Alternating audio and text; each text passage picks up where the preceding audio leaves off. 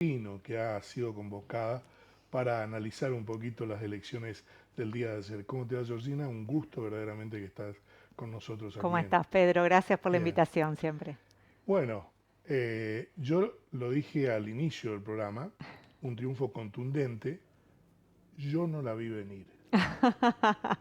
Y me di cuenta, y se lo comentaba Alejandro recién Pegoraro, y me lo comentó él, me lo afirmó, que en las de medio término el bolsillo no tiene nada que ver. Bueno, sí fue, o sea, sin duda el análisis es paliza, o sea, no hay mucho, hay margen, o sea, es Contundente. contundente. Creo, hoy lo escuchaba hasta el propio presidente decir que ni él se veía venir tal resultado, ¿no? Esta mañana temprano con Laje y di una entrevista muy interesante. Eh, Ahora, había algunas encuestas que mostraban que desde que Spert se bajó, y había y de hecho se observaba un realineamiento de la campaña electoral dentro de la Libertad Avanza que podría mover los números, pero nadie esperaba que ganaran Provincia de Buenos Aires, o sea, ese tipo de escenarios no. Sí estaba el interrogante, y yo hablando con muchos colegas y encuestadores, que no se terminaba de saber qué iba a pasar con la boleta única, o sea, había un margen de error, que es el Sí, clásico de las encuestas, y después había un margen de boleta única que nadie sabía cómo iba a terminar de claro. jugar.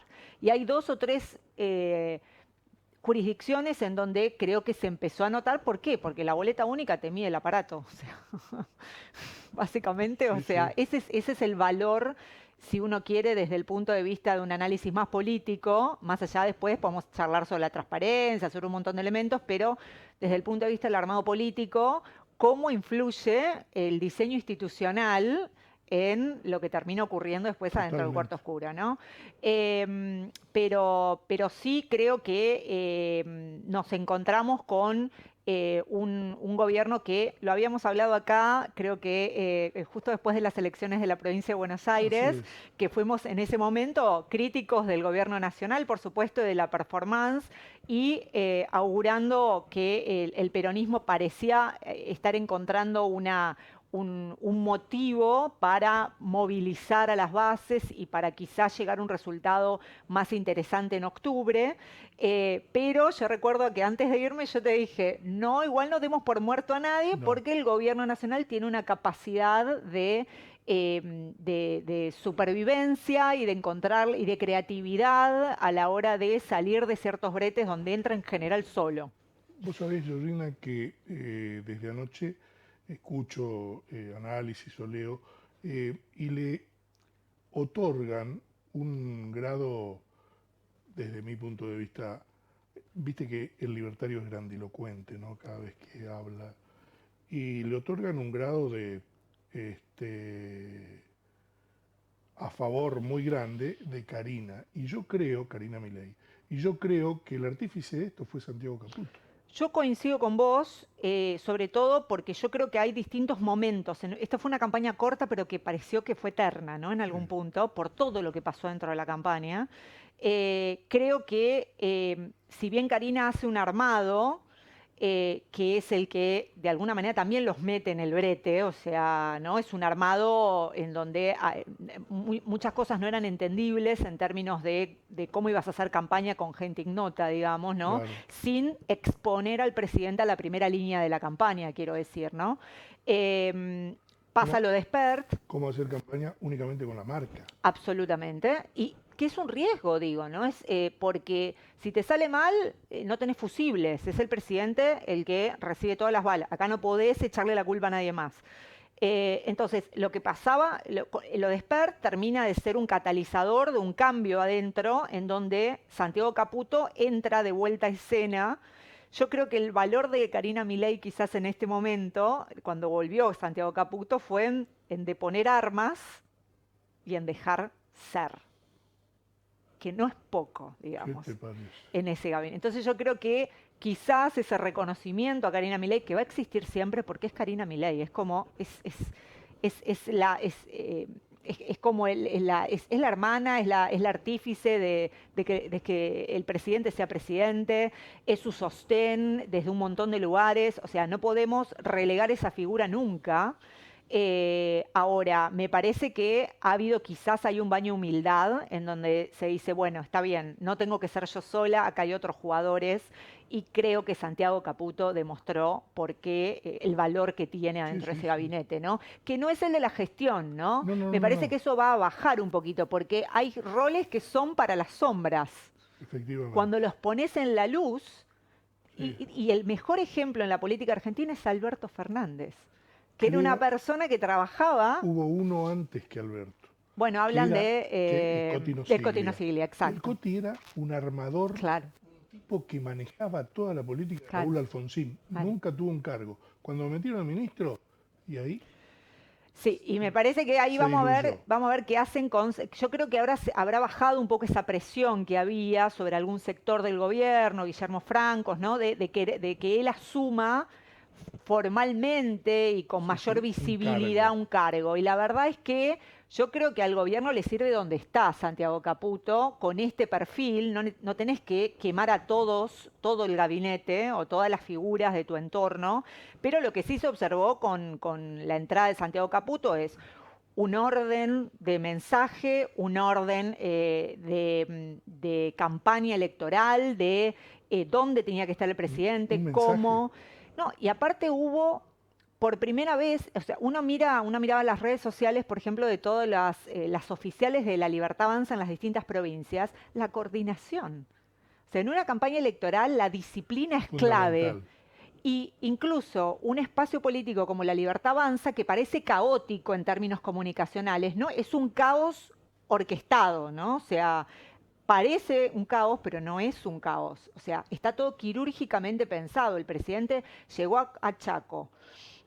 Cuando llega a Chaco, se va de Chaco y en ese instante ya estaban todas las propuestas para el nuevo Congreso, decía, y ya estaban hablando de la reforma laboral, de la reforma impositiva, cosas que no habían hablado antes.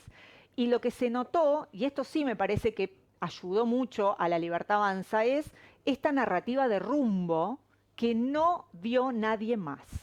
Ni el peronismo dio narrativa de rumbo, porque su narrativa era la de freno. ¿Y después qué hacemos? Lo frenamos. ¿Y vos cuál es la alternativa? La nada. Sí, Y ni hablar Provincias Unidas y estos otros experimentos electorales fueron un fracaso. un fracaso porque además me parece que se apuraron. O sea, se construyó hace 15 minutos, déjenlo ser, o sea, un poquito, o sea, la marca, digo, que se entienda qué representan. Yo ayer estábamos haciendo la transmisión del escrutinio provisorio y a las 8 menos 10 más o menos leo un tuit de Juan Schiaretti y ahí me doy cuenta que venía una ola Era imparable. tremendo, sí, sí. Pues el tipo asume que ganaba en Córdoba la Libertad Avanza. Dice muy buena elección de la Libertad Avanza en Córdoba. Digo, la pucha, si este tipo está diciendo. Y el titular de Clarín a esa hora, la clave va a ser Córdoba y Santa Fe. Digo, oye, la pucha, viene Santa Fe también. Entonces, acá me pasan que la diferencia que había era indescontable. Ujú. Digo, bueno, estamos. Córdoba pasó algo yo venía, escuché justo enganché una radio cordobesa cuando estaba en la calle tipo seis y Sí, media, 7 de la tarde, y tipo, a esa hora ya había en radios de Córdoba, estaban hablando de que ganaba la Libertad Avanza. sí, Y para entender cómo está cambiando el mapa político en la Argentina, ¿no? Y las fuerzas, esta es la primera vez desde 1983 que el radicalismo no suma diputados nacionales en una elección por sí, Córdoba. prácticamente En Córdoba, desaparece. Córdoba, bastión, o sea, Sí, sí, sí, sí, digo, para que entendamos lo que está pasando, ¿no? O sea, y hasta el kirchnerismo, que si bien estaba medio acompañando un poquito a Natalia de la Sota, pero no hay ningún no, representante del kirchnerismo, digo, con el peso que tiene Córdoba electoral, ¿no? En claro, términos de claro. bancas. Entonces, sí creo que en Santa Fe se esperaba algo un poco más cercano, o sea, y no ocurrió, o sea, Las encuestadoras la daban tercera a la Libertad Avanza. yo En había visto Santa Fe. alguna no necesariamente tercera, pero Puyaro estaba cómodo Sí, sí. y no, o sea, pero lejos. ¿Cómo analizás la del Chaco, la elección del Chaco? Y bueno, la del Chaco estuvo ahí, con lo justo. Buena O elección sea, del peronismo. sí, para mí es una gran elección del peronismo. Lo que pasa que, como siempre ocurre, ¿no? O sea, a veces es mejor perder por 5 que perder por 3.000 votos. Para que no te quede la bronca tan grande, sí. Entonces yo creo que hay un sentimiento agridulce dentro del peronismo.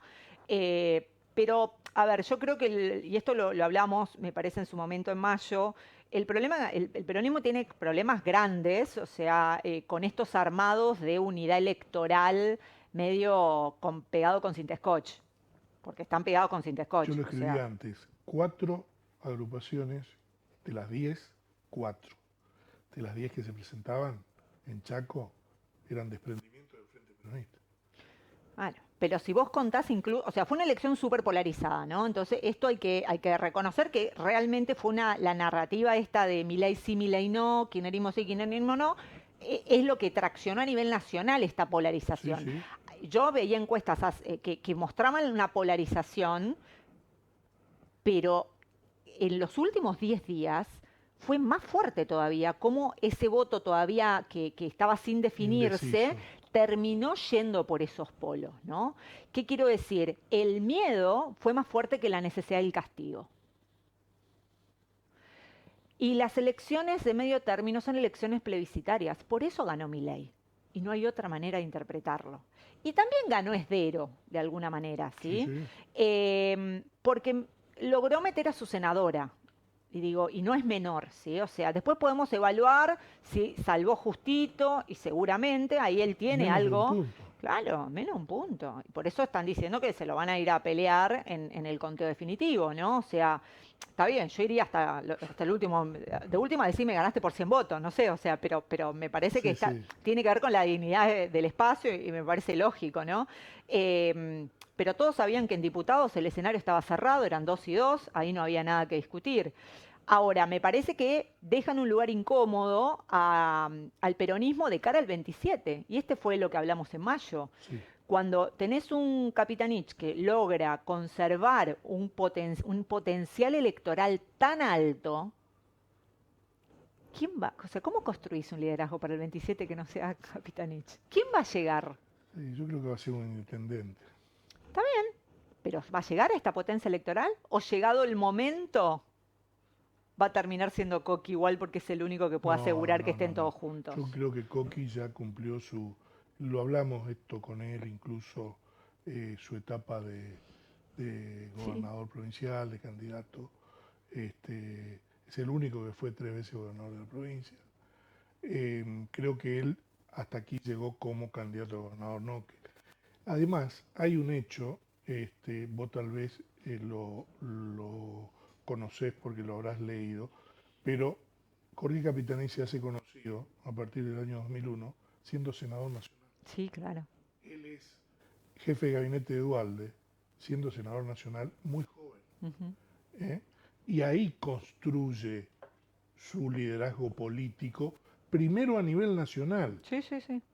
Acá lo conocía para el año 99, cuando se presenta por primera vez en una elección contra Rosas, el 14,5% de la población, que no quería decir que lo iba a votar, o Ujú. sea, lo conocía. Claro. Y ahí comienza a construir como senador, o sea, creo que va a ser muy buena la incursión, la inclusión de Capitanich en el Senado de la Nación para este tiempo del peronismo. Sí, sí, eso sin duda. O sea, entiendo que la vocación de él está en lo nacional, en esta etapa de su vida. Ahora, sabemos muy bien qué es lo que pasa después cuando llegan las encuestas. O sea, él no quería ser tampoco candidato en mayo y sin embargo lo fue. Sí, Entonces digo, está bien que es otro compromiso, por supuesto, ¿no? Respecto al de ser gobernador, pero de todas formas hace difícil el imaginar, bueno, cómo va a ser esa competencia, ¿no? ¿Quién va, por más que sea un intendente, perfecto, y si llegado el caso no llega a 15 puntos, 20 puntos, digo, la tanta fortaleza sí, todavía del exgobernador sí, termina generando una presión sobre los que están expectantes, ¿verdad? Y eso en provincia de Buenos Aires también ocurre. Me parece que nosotros halagamos el desdoblamiento de Kicillof sí. en su momento, pero la realidad es que ayer Cristina bailaba en el balcón y bailaba porque sabía que Una cosa increíble. en realidad ella festejaba que Que había haya perdido perdido. Kicillof, básicamente, Sí, sí, sí, sí, sí. que de alguna manera la estrategia que ella planteaba, que era no desdoblar, era la correcta, que es, no lo sabemos, no sabemos qué hubiese pasado. No, en Para mí, absoluto. sin el momentum de septiembre, podría haber sido hasta peor lo que hubiese pasado ahora. ¿Por qué? Porque tenemos dos sistemas electorales diferentes que hubiesen confluido en el día Sí, sí, ese. sí, sí, Entonces, sí. el peso del aparato de los intendentes hubiese estado sobre la boleta provincial, no hubiese podido estar sobre la otra boleta de papel Pero aparte, única. el peronismo siempre boleteó. La gente iba a votar con el voto en el bolsillo. Por eso digo que me parece que en la provincia de Buenos Aires también se sintió el tema del aparato, si Sí. bien es esperable que los intendentes no hayan activado como activaron en septiembre, por supuesto, pero no había manera de activar con la boleta única de papel. O sea, Efectivamente. es otro el esquema, ¿no? Ahora, no sé si coincidís conmigo, pero ayer emergieron este, dos nuevos candidatos. O sea, para mí, Patricia Bullrich es la candidata natural a jefa de gobierno dentro de 2 años de la ciudad de Buenos Aires, y Diego Santilli es candidato a gobernador de Buenos Aires. Sí. La foto de ayer era muy particular, ¿no? La imagen de ese escenario, ¿no? Em, Teníamos a ellos dos secundando al presidente y Karina, Adorni estaba, por supuesto, Karina y Santiago Caputo. Caputo, ¿no? Menem abajo, ¿no? O sea, Sí, que sí. hay que entender, toda esa escenografía dice mucho, Muchísimo, ¿sí? No muchísimo. quiere decir que va a dejar de ser No, importante, no, se no. abrazar, pero digo, no estás en el escenario, ¿sí? Ojo que lo presentó a las 6 de la tarde, cuando salió afuera del hotel a hablar, se lo Sí, puso al lado como diciendo, acá estamos. está bien, pero no estaba en esa foto que es la que vimos todos. Sí, Ahora, son dos figuras que no vienen de la Libertad Avanza. Que hablan, vos fíjate que son cuando del el PRO. presidente hablaba de la Alianza Pro la Libertad Avanza. Él decía la Sí, sí, Alianza sí, Pro la Libertad Avanza, ¿no? Y fue un discurso mucho más moderado de lo que se hubiese esperado por la euforia de un resultado que ni ellos se imaginaban. en absoluto. Entonces, tal vez había una expectativa de que íbamos a ver un Milei más parecido al del Movistar Arena que... y sin embargo, de nuevo, en esta muestra de... hasta de audacia, porque la moderación es audacia dentro del universo del presidente, trajo un montón de estabilidad, de certezas, de ideas de vamos a ir hacia las reformas, esto está abierto a todos, y el PRO está ahí adentro también, ¿no? El PRO evidentemente es hasta una garantía de racionalidad dentro de la Libertad Avanza, que estén estas figuras, ¿no? Que no se va a terminar de desbandar. Y me parece que así es como se está, o sea, el propio Caputo, el ministro, el Toto Caputo, digo, si pensamos hay muchas figuras del PRO que están adentro del gabinete. Ahora, ¿cuánto crees que dura este cheque en blanco? De la ciudadanía, Claro, yo no creo que sea un cheque en blanco, yo creo que la ciudadanía, como hace un rato te decía, eligió entre el miedo, o sea, el 7 de septiembre fue muy importante por el miedo que generó en un porcentaje alto de gente que no había ido a votar, que lo había votado al presidente anteriormente, algunos podrían venir del PRO o mismo de otros espacios, frente a la posibilidad de que volviera el kirchnerismo, ¿no? O sea, frente a la posibilidad con una herida todavía muy abierta sobre el gobierno de Alberto, sobre el 200% de inflación de Sergio Massa, digo, ¿no? Entonces, frente a eso, la gente eligió que era mejor el miedo, que eso le daba más miedo que que lo darle que una puede venir del oportunidad. presidente, ¿no? O sea, y el presidente mostró un rumbo y dijeron, bueno, estoy mal, estamos mal, todas las encuestas dicen que la gente dice que está mal, pero demostró tener esperanza que va a estar mejor. Y esta idea del sacrificio que vale, ¿no? Que esta vez el sacrificio vale la pena, que metió mucho en la última etapa de campaña el Lo presidente, peor ya pasó. Santiago, también, pero esa frase la usaron todos los gobiernos, ¿no? Pero sí creo que la idea del sacrificio que va a tener resultado, digamos, ¿no? Un sacrificio que de alguna forma no cae en saco roto, ¿no? Que no es más de lo mismo, sino que efectivamente va a suponer un cambio. Esa es la reválida que le dieron al presidente. Ahora, el escenario está complicado para el peronismo porque va a volver a cuarteles de invierno. Acá hay que replegarse de vuelta en alguna quizás verborragia después post 7 de septiembre, en donde pensaban que ya estábamos. Y habrá que ver cómo la Libertad Avanza a partir del 10 de diciembre construye estos acuerdos que dice que está dispuesto a Claro. hacer y cómo este bloque, esta minoría recargada que ahora tiene, mucho más holgada en el Congreso, también trabaja hacia adentro, porque estas listas, digamos, es de gente que se le han escapado varios, digamos, ¿no? Lo que ha perdido de Sí. su bloque es tremendo. Estará por verse y ahí se va a revalidar nuevamente el armado de Karina Milei, si estas figuras que pusieron son un poco más confiables respecto de sostener el proyecto del presidente en el Congreso, porque Claro. eso es la promesa de él ahora. Sí, sí, sí, sí. El peronismo en realidad, donde más pierde es en el Senado. En el Senado, Y sí, porque era está dueño del perdiendo, Senado desde el está perdiendo 83. 6 bancas. Claro. 6 bancas en el Senado, pero en diputados solamente perdió 3. Sí, pero está muy cerca, digo, está 93 a 97 y ahí falta contarle al gobierno que tiene 93 ahora, el PRO, la UCR y las provincias. O sea, va a Sí, ser más fácil sí, sí, sí. y después en el Senado es verdad, yo creo que la mayor pérdida es esto, dejar de ser, si bien siguen siendo la primera minoría, dejar de tener una mayoría que básicamente controlaba el Senado. O sea, Así es. entonces, esa quizás es la pérdida porque ahí está la capacidad de presión también de muchas provincias peronistas por sobre sus propios senadores y de articulación de fondos y un montón de cosas con el gobierno nacional. ¿Qué se viene para adelante desde tu punto de vista con este panorama político ya plantado, digamos?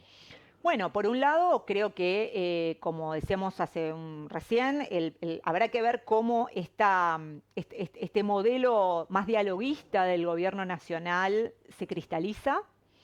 Eh, Habrá que ver cómo juega, porque acá hay que articular la coherencia y la identidad política de la Libertad Avanza, que es más del arrebato con esta moderación que requiere los acuerdos que son necesarios, ¿no?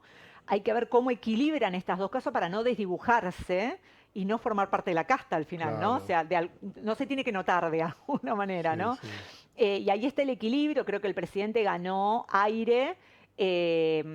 Primero con sus compromisos internacionales, él demostró que tiene el apoyo, entonces va a estar más tranquilo. Ahora, hay que ver que ahora tiene que lograr o sea, es esperable un peronismo que salga a la calle. Pensemos Mauricio Macri, gana en 2017, 2 meses después, las 20 toneladas de piedra en el Congreso, cuando justamente quiere llevar adelante la reforma laboral. Así es. Entonces hay que ver el peronismo qué hace, si vuelve a las calles a la resistencia solo, como única herramienta de unificación y de aparición en escena, o si paralelamente, yo creo que esto está descartado que va a ocurrir, por lo menos en sectores como Grabois, etcétera, y si paralelamente se va a dar esta discusión interna sobre qué es lo que le quieren ofrecer como alternativa a la sociedad. Esa es la discusión que se debe el Ese es el peronismo. debate. Porque cuando Kicillof y Quintela lo quisieron dar, los trataron de traidores. Entonces Así es. hay que ver si dentro del peronismo se bancan el tratamiento de traidores mientras avanzan en una agenda de renovación, pero programática, ¿no? Del Sí, sí, peronismo. sí, Que sí. ese es el mayor déficit que yo creo que tienen, ¿no? O sea, de nuevo, frenar a Milei para hacer qué. Si no podés ofrecer nada alternativo, la gente se queda con lo que tiene, porque por lo menos ve un rumbo y ve una estabilidad. Claro. Georgina, un gusto verdaderamente tenerte aquí en los estudios de Ciudad Televisión, por tu claridad, por tu análisis tan simple de una cosa tan compleja. ¿Eh? Gracias, Pedro.